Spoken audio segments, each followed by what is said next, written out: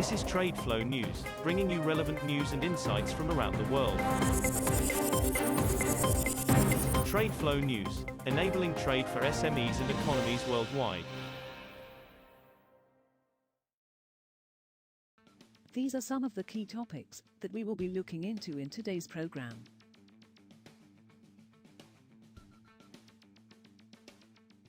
First, let's take a look at the overnight headlines which are impacting the commodity markets.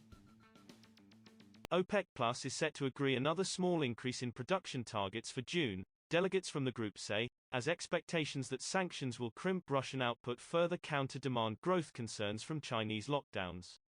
OPEC Plus ministers are set to meet on Thursday and are expected to agree to raise production targets by 432,000 barrels per day, BPD, for June, 4 OPEC Plus delegates told Reuters.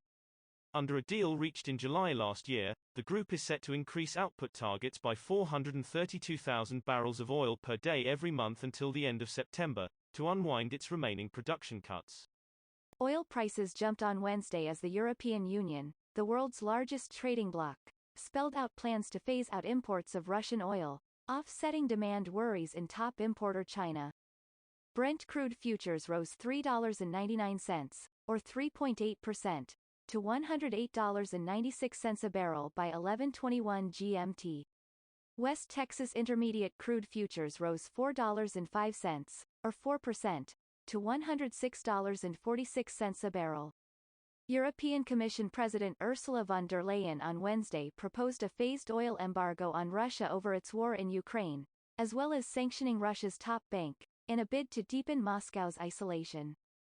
Moving on to the top news in the energy sector. The European Union's executive on Wednesday proposed the toughest package of sanctions yet against Moscow for its war in Ukraine, but several countries worried about the impact of cutting off Russia oil imports stood in the way of agreement. The sixth round of measures, announced by European Commission President Ursula von der Leyen, included sanctions on Russia's top bank and a ban on Russian broadcasters from European airwaves, as well as the embargo on crude oil in 6 months. The EU depends on Russian oil and gas, and faces the task of finding alternatives when energy prices have surged. India defended its continued purchases of Russian oil on Wednesday, saying they were part of its long-standing effort to diversify its supplies and arguing a sudden halt to imports would jack up world prices and hurt its consumers. Attracted by discounts, the world's third-largest crude oil importer has bought more than twice as much oil from Russia since it invaded Ukraine as in the whole of 2021, coming into spotlight at a time when Western sanctions have prompted many oil importers to shun trade with Moscow. The European Union, the biggest buyer of Russian energy, on Wednesday proposed phasing out imports of Russian crude within 6 months and refined products by end 2022. Next, we have the top news in metal markets. Global copper and nickel smelting activity rose in April even as COVID-19 lockdowns intensified in top producer China, data from satellite surveillance of metal processing plants showed on Wednesday. The latest COVID-19 outbreak in China, which accounts for a large portion of metals production, triggered lockdowns and other tough curbs that have caused havoc in supply chains. However, for all the talk of COVID lockdowns, activity in China held up well in April, said a joint statement from commodities broker Morex and Savant, the satellite analytics service Morex launched with EarthEye in 2019.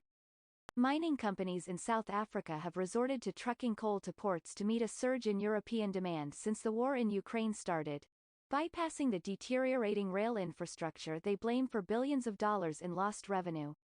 Poor maintenance, a lack of spare parts for trains, copper cable theft and vandalism have disrupted state logistics firm Transnet's freight rail services, causing coal and iron ore exports to fall in recent years.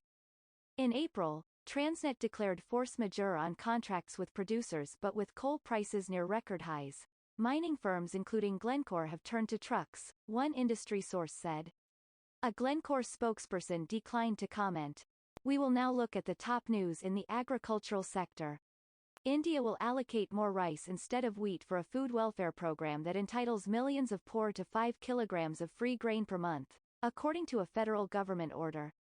The allocation of wheat for the Prime Minister's Poor Welfare Grain Program has been cut to 7.1 million tons from 18.2 million, the government order said. The allocation of rice has been raised to 32.7 million tons from 21.6 million, it said. That is all for today's news on commodity markets. Stay tuned to TradeFlow News as we continue to provide you with more updates. We also invite you to follow us on Twitter at TradeFlow News, which allows you to watch our program on your mobile device or desktop to receive information from there.